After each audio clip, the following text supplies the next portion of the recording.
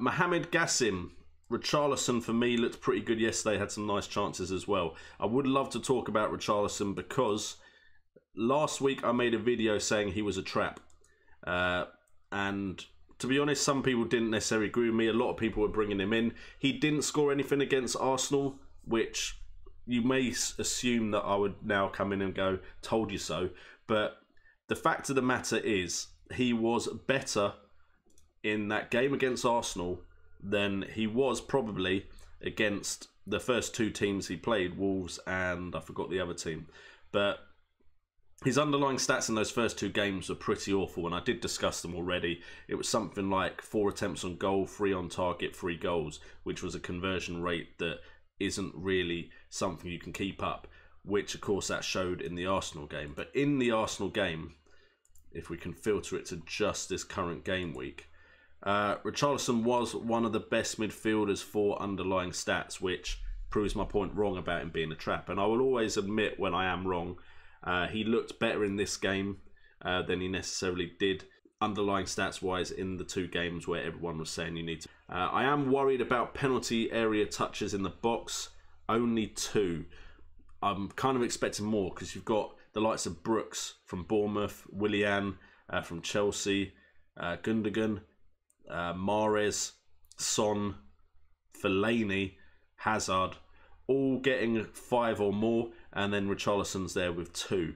However, attempts on goal, he had 4 attempts on goal in total, which is equal to the likes of Brooks, Fraser and Townsend, beating every other midfielder for game week 6. Shots inside the box, he got beaten by Mahrez and Kante. However, again, he's there with the likes of Brooks, Townsend, and a lot of other midfielders. So shots from inside were good. Big chances in total.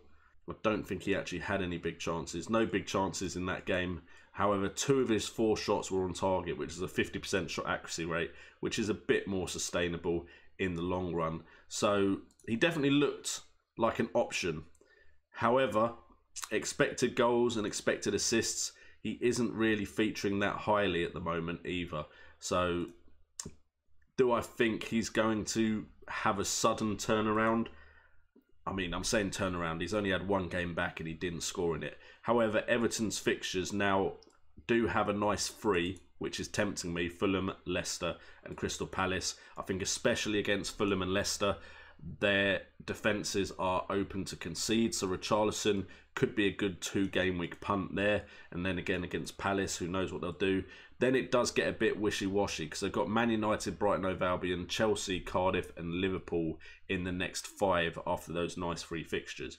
So I think Richarlison is definitely someone you could bring in for the next 3 game weeks. However, I think when the fixtures get a bit tougher, I fancy teams to stop Everton from scoring. So for me, Richarlison is maybe a small 3-week punt, but I wouldn't be thinking about keeping him in my side long term. However, that's the benefit of the cheaper midfielders, swapping them around for the fixtures. If you can read it right, you can definitely benefit. However, of course, then you do get game weeks where players can score against the big sides as well. So I'm going backtracking on myself about Richarlison being a trap. And I'm now saying that potentially he is someone we can actually look at to bring into our sides because his underlying stats were a lot more improved, better than they were from what I was reading initially.